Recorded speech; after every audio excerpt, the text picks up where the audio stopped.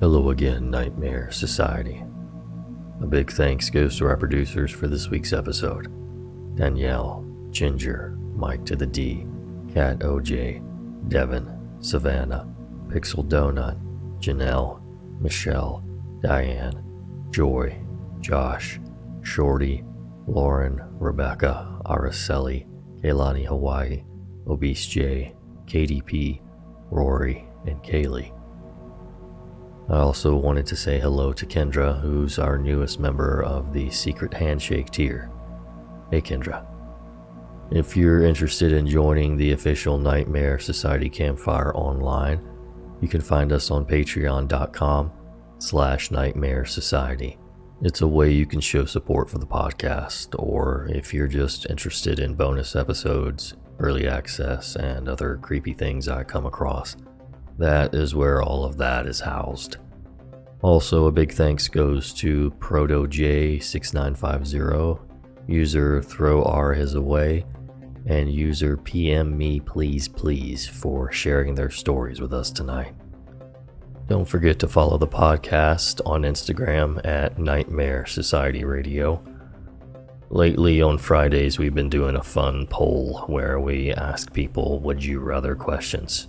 It's been pretty fun, so check that out. Now, get comfy and prepare yourself for another episode of the Nightmare Society.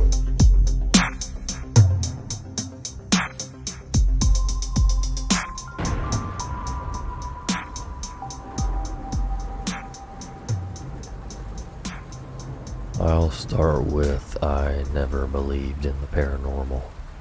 I was a skeptic, and I'm the kind to find an explanation always. It was a warm night, which is pretty normal in Texas.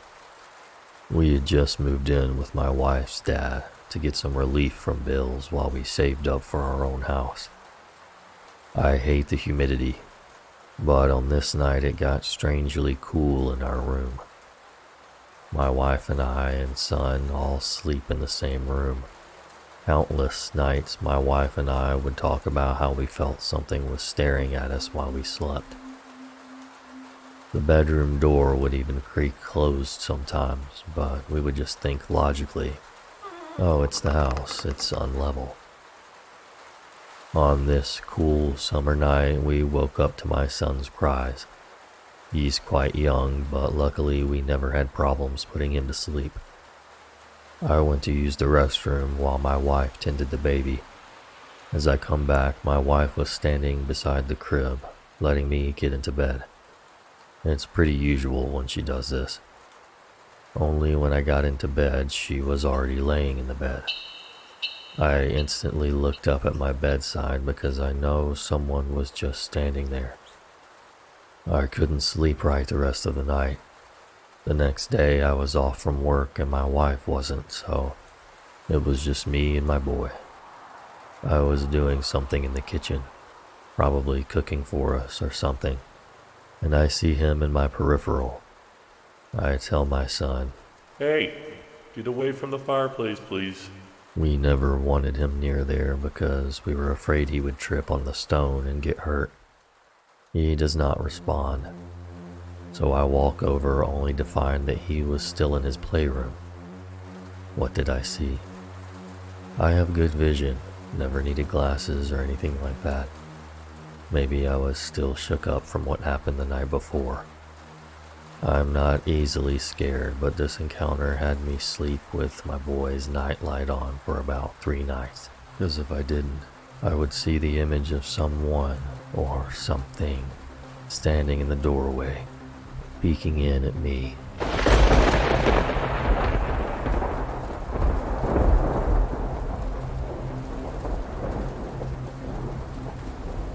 When I was a child, I used to see lights.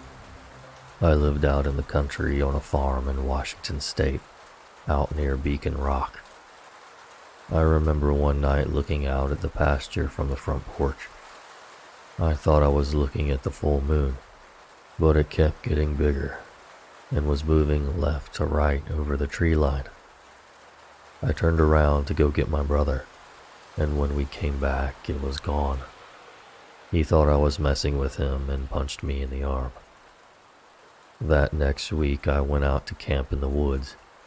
We lived on a few hundred acres and we're surrounded by woods. I would just walk around for about an hour or so with my Walker Coonhound and my Australian Shepherd until we found a decent spot. I had a .22 long rifle with me usually, or a 20 gauge. We had settled on a beautiful clearing by a small creek and set up camp. I remember it started to get dark and we started a fire. The dogs started acting strange and getting really loud. My Walker starts baying loudly. Next thing I know, I'm in my tent and it's super early morning. The tent is halfway open. The birds haven't even started up yet. The fire is completely out, and my Walker is gone. My Australian Shepherd is outside of my tent whining. I had this really bad feeling, and I knew something was not right. I got up and threw up next to the tent. I still had all my clothes on, but my boots were on the wrong feet. I took them off to correct it and noticed my socks were wet. I became terrified.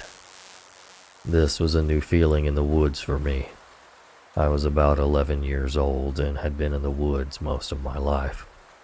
I had never had a feeling like this before. I grabbed my .22 and took off, leaving the tent and everything else I had brought. I sprinted home through the woods and was absolutely relieved when I broke through to the pasture. That dog and I never stopped running. When I got home, my mom was waiting for me and snatched me up. She was crying and said my dad and brothers were out looking for me. She told me Buddy, my Walker, had come home around 11 p.m. that night and was baying. That dog never left my side since I got him as a pup, so they knew something was not right. She went out to our old red Suburban and started laying on the horn to signal my dad I had made it home. Cell phones wouldn't become a thing for another 7 to 8 years. I told her what had happened and she kind of shook it off. Nobody really thought anything about it. A few days later, I had just gotten out of the shower. I had this weird habit of chewing my toenails. I wouldn't embarrass myself publicly like this if it wasn't important to the story. So I was going to town on my right foot and noticed 2 little punctures on my right ankle. It looked almost like a snake bite. It was small and red. I instantly thought about that night in the woods and the missing time. Something else was strange. It matched an identical set on my left foot. Same location. They had shown up when I was 5 or 6. My mom had found me outside by the mailbox sleepwalking one night around 10 p.m. No one is sure how I snuck out of the house. I'll attach pictures for those interested. This is my story, believe it or not.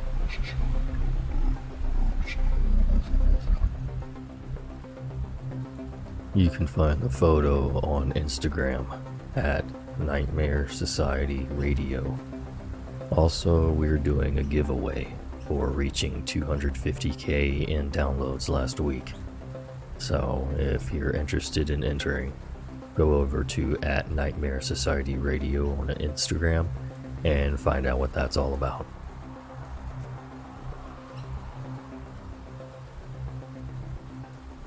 It's been about 7 years since this event occurred to me, and while it brings absolutely no problems to my life, PTSD, anxiety, etc., it's still an experience that has always lingered in my mind. The experience always comes back to me at least once or twice a week. Anyways, it's your choice whether or not to choose to believe this. I'm stressed about sharing this because I don't want to look like some sort of delusional person or some tool trying to get some karma, which is one of 2 reasons I'm posting this on a throwaway. The other reason being, once again, I don't want people to think I'm crazy. So, I was 12 years old, on summer vacation. I've lived in a central Pennsylvania college town for 6 years at this point. It was your typical nice suburban neighborhood. I've never had an issue with dreaming, lucid dreams, sleep paralysis, etc., and I still don't. I've tried to convince myself multiple times over that I somehow had a night terror, but the more I reflect on the events, the harder it has become to convince myself that it was just a dream. I remember waking up around 2:40 a.m. It started with nothing out of the ordinary, but once I gained some of my senses from waking up, I felt a pit in my stomach. I was fully awake and conscious, but for some reason I simply could not move. I could only whisper as well, a parallel to as if I was having a nightmare. I've always had a level of control in my dreams, a level of awareness just by putting things together. I knew for a fact I was awake. Everything was there. I'm trying to grasp what's going on when an extremely tall, slender figure walked into my room. To this day, I'll never forget what this creature looked like. It could best be compared to a Kaminoan from Star Wars, based on appearance. Surprisingly similar, to be frank. It was tall, white, and extremely slender, and it seemed like it had no bones. It had long fingers and black eyes with yellow pupils. I looked it in the eyes and had this feeling of awe, marvel, and terror that I still can't re-experience or describe to this day. It emitted a bright white glow that lit up my room like a nightlight. This is when my memory gets slightly more hazy, but similar to user Al-Hazred01, there are mental pictures that I have never forgotten. The creature whispered, "Come, now." with persistence and a slight hint of a menace in the voice. I obliged without question, likely due to a combination of lack of sleep and the fact that I could not comprehend a single aspect of the situation. I remember getting out of my bed and walking downstairs in such a surreal way. I was not floated or carried out, but somehow as I followed the alien downstairs, I made no noise. I had no socks on and had a flight of wooden stairs, but I legitimately made zero noise whatsoever. It felt like I wasn't even touching the stairs. It's so hard to describe because it felt like I was practically deaf, since I couldn't emit any noise. The alien thing was waiting for me in the kitchen. I take another look around to affirm I'm not dreaming.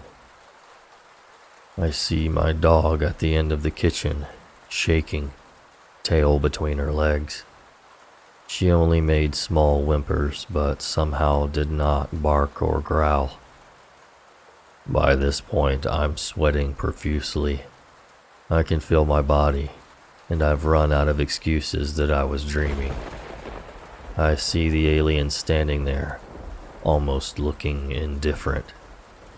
Another thing I won't forget is a pure lack of emotion the alien displayed. It could have felt anything at that very moment.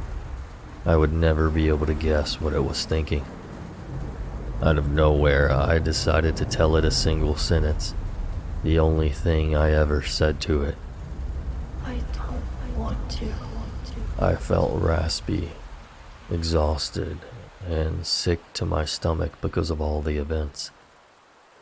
It took effort to say something as dumb as that. It walked, if you want to call it that, towards me. No sound being emitted by them either. It grabbed my arm. Its hand felt clammy and burned to the touch. Nothing horrible, but it was sort of like gripping a hot cup of coffee based on how hot it felt. I held back any kind of fight or question, still because of my exhaustion. We get back to my room and the thing picks me up with almost no effort and half tosses / places me back onto the bed. It then slammed the door very loudly and practically vanished at the same moment. After the door slammed, only 30 seconds later, my parents barged in. They were asking me what the heck just happened. The look on their faces when they saw me in my state looked like they were shocked. I was drenched in sweat. I noticed my arm and almost burst into tears. You know when a friend slaps you on the back really hard and they leave a handprint? I had it running up my arm and could still feel the burn from the grip of the alien. My dog soon entered the room and she was shaking as well. She whimpers some more and begins licking my face. My whole life, even at a young age, I thought paranormal and aliens were all BS. I have never believed otherwise. My parents listened intently to my story. I was surprised they genuinely believed me. However, they never took it to the authorities, or the news, or even family and friends. It stayed a secret. I guess I understand and almost don't blame them because of the social stigma behind aliens. Both my parents are in respected positions in the community, and I'm sure they would come off as crazy if they made claims like this. I never mentioned this to anyone before. It's only visited me one time after, but for some reason I didn't feel the same fear or shock I felt in my first encounter. It disappeared in a flash of a second, but it was still and always will be unmistakable. Come now.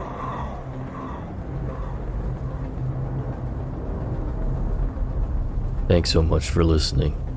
Don't forget, if you're interested in bonus content and other creepy stuff, you can check out our online campfire at patreon.com/Nightmare Society. Also, remember to follow me on Instagram at Nightmare Society Radio. And until next time.